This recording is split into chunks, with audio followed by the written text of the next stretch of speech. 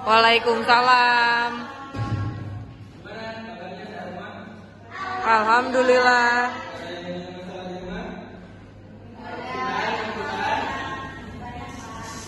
Oke, siapa ketua kelasnya?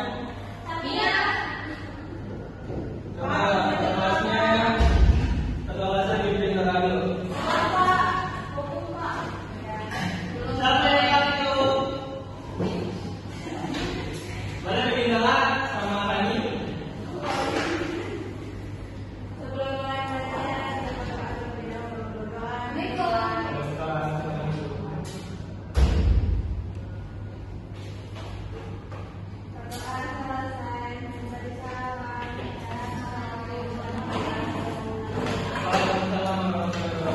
Ada yang suka baca cerpen?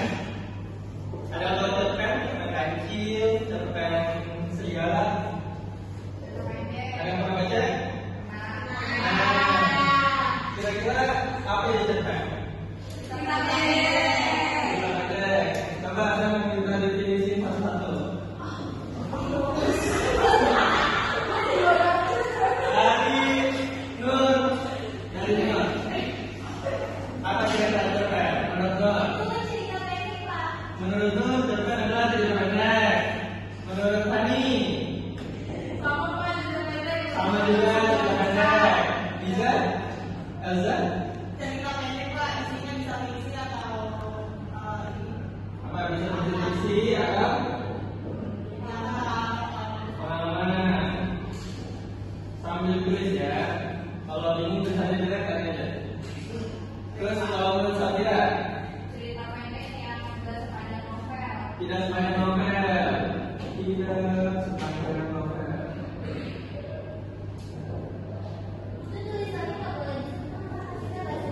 Oke.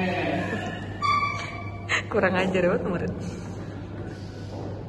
Kalau menurut Sati? Cerita pendek aja. Kalau menurut Ismi? Cerita pendek aja. Oke. Kalau secara pengertian pelajar, cerpen adalah cerita pendek yang berbentuk narasi.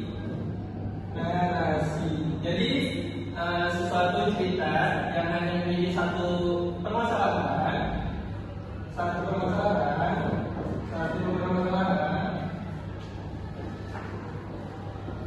dalam bentuk narasi. Kira-kira di cerpen ada yang ada dialog? Kalau kalian pernah baca cerpen? Ada. Berarti di cerpen boleh atau nggak ada? Boleh. Berarti di cerpen ada juga salah satunya selain narasi, selain bentuk narasi ada dialog. Ada yang bedanya cerpen sama novel? Cerpen sama novel? Bedanya? Kalau novel banyak, kalau cerpen dikit. Kita udah cari tahu tentang cerpen, pengertiannya, narasi pendek, terus ada fiksi, ada pengalaman, terus tidak sepanjang novel. Kita sekarang belajar tentang unsur-unsurnya. Ada berapa unsur cerpen yang kalian tahu?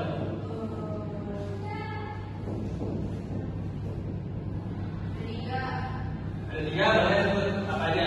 Kira. Orientasi termasuk struktur. Ada tujuh, siapa tuh? Jadi tema, tokoh, alur, latar, bahasa, sudut pandang dan amanah. Betul, ini adalah unsur intrinsik.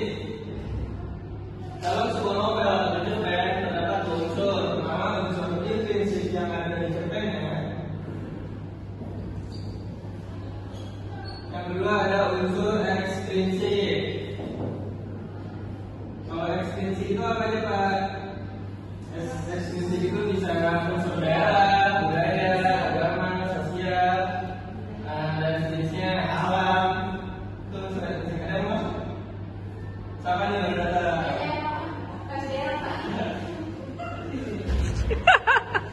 Oke, kita udah tahu unsur-unsurnya, sekarang kita belajar apa itu tema. Ada tahu?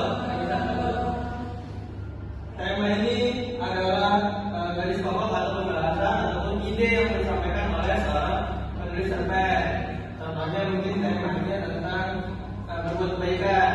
Kayak cerita si kancil itu kan temanya tentang berbuat kebaikan atau temanya ya itulah berbuat kebaikan. Terus ada apa? Namanya apa aja kalau cerita si kancil? Kancil. Petani. Apa? Kancil, buaya, bangau, petani. Kalau penambahan itu bukan kancil dan apa yang penambahan. Kalau penambahan itu bukan apa? Ayo ada maksud? Ya bisa dulu. Kalau penambahan apa kira? Sifat. Sifat dari apa? Berarti sifatnya kancil apa kira-kira? Nakal. Jahat. Pencuri. Pembohong. Tapi ini yang bohong. Banyak. Bohong berapa tuh? Ayo satu lagi yang udah ini. Terus ada alur. Apa itu alur? Alur adalah sebuah jalan cerita dari cerpen tersebut atau dari kisah tersebut. Kalau kancil kira-kira alurnya apa? Ada tuh alur. Alur kita tadi jalan cerita. Alurnya maju. Berarti ada berapa alur kira-kira? Kalau ada alur maju berarti ada alur mundur, bukan mandur ya. Maju, mundur. Pak, alur maju mundur ini bisa digabung nggak sih Pak? Bisa. Namanya apa? Alur maju mundur atau gabung? Ada campuran. Terus kita belajar tema tokoh, alur, kemudian mata. Mata itu apa dia? Tempat, suasana. Apa lagi? Waktu. Terus ada gaya bahasa. Ada tahu? Gaya bahasa itu apa? Gaya bahasa adalah pemakaian bahasa pada tulisan tersebut.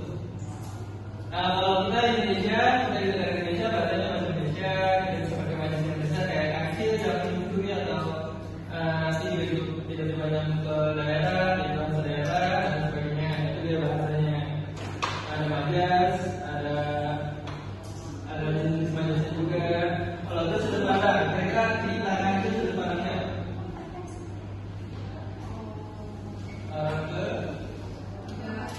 ketiga, karena menceritakan atau menceritakan tentang si kancil. Berarti sudut pandang orang ketiga. Berapa sudut pandang Pak? Ada dua. Orang pertama dan ketiga. Kenapa orang kedua nggak bisa ada? Karena orang kedua berdialog, artinya harus ada dua orang untuk berdialog. Makanya itu orang kedua.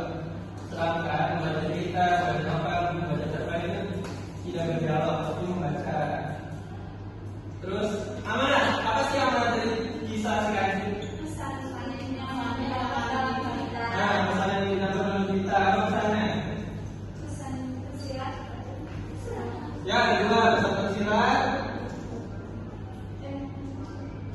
Tersirat itu apa maksudnya itu tidak ada dalam tulisan. Kemudian ada tersurat. Tersurat itu terdapat dalam bacaan tersebut atau cerita tersebut. Amanah dari pendidikan si kancil atau cerpen si kancil adalah jangan mencuri, karena mencuri adalah perbuatan buruk. Dan sampai sini ada namanya. Oke, kalau gitu selagi belum ada yang nanya, saya udah kirimin cerpen. Silakan disusun, dikasih tahu apa aja yang perlu saya dari isinya. Udah berapa list? Oke, sampai kerja tugas, Bapak absen dulu satu-satu. Setelah yang saya Bapak minta simpulan dulu, simpulan sedikit dari cerpen. Pertama, Nur Gomez, Nur Gomez ya. Nur, ya pertama Nur. Nadir, apa yang Nur cerpen itu?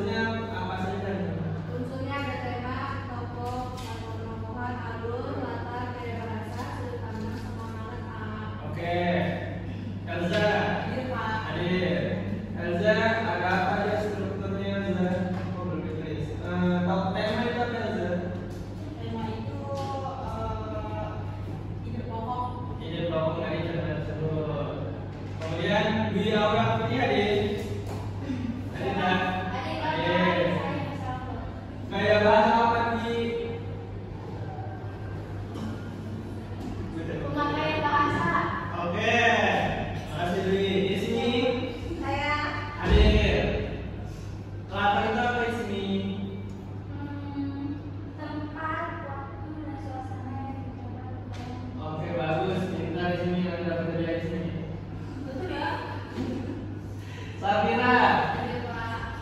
Sudah paham? Sudah, bagus. Septi Hestia. Alvita Mercy. Alvita apa? Apa ya? Apa tuh? Jangan cerita. Jangan cerita. Jalan cerita atau peristiwa dari cerita tersebut. Terus Tiani. Adil. Oke, paham?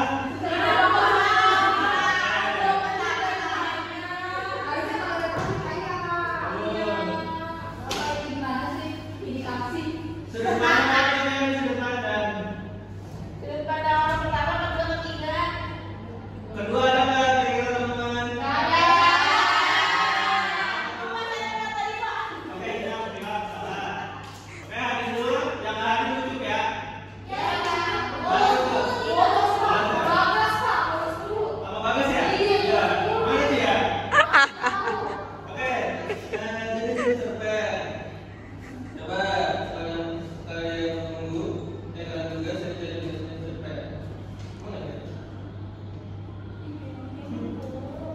Ada beberapa jenis cerpen kayak genre ya, genre dan novel. Ada cerpen yang fantasi, misteri. Mungkin ini bisa diganti pakai genre ya. Fiksi itu bisa jadi fantasi ataupun misteri. Wah ini mungkin bisa jadi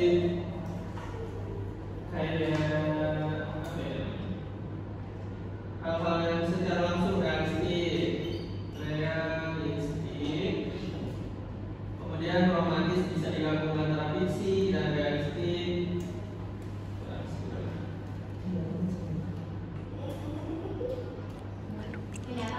Nyatanya ada romantis. Kira-kira kalian membaca cerpen dan apa? Sukanya? Mistis, Pak, mistis. Bisnis? Iya, mistis. Bisnis. Ada yang mau Mistis. bisnis. Bisnismen. Ini jenis-jenisnya silakan ditulis Baru dulu. 14 menit. Pertemuan depan kita akan belajar teks berita. 1. Jadi bisa di-searching untuk pertemuan depan teks berita yang dicatat. Nanti Udah. tugasnya dikumpulin via WA saya ya. Oke, sekian dulu untuk hari ini. Karena tadi udah disimpulin sama teman-teman, jawabannya bagus. Jangan lupa baca teks berita besok dan unsur-unsur ataupun struktur teks berita. Wih. Kita tutup dulu dipimpin oleh Dwi.